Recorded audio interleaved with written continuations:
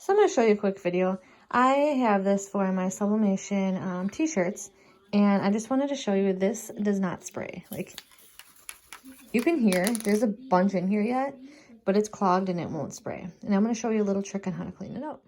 So what you want to do is get some hot water and add some just regular dish soap to it.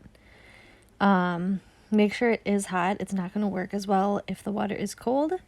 And you're going to place your top of your canister just right in the water there. After it sits for a few minutes, you're going to want to take a safety pin and put it in the hole on both sides, and you can see a lot of gunk is coming out. You just want to keep doing that until all the gunk is clear, and that's going to declog your nozzle for you. Soaking it before the step before soaking it is extremely important in order to kind of loosen all that gunk out of there.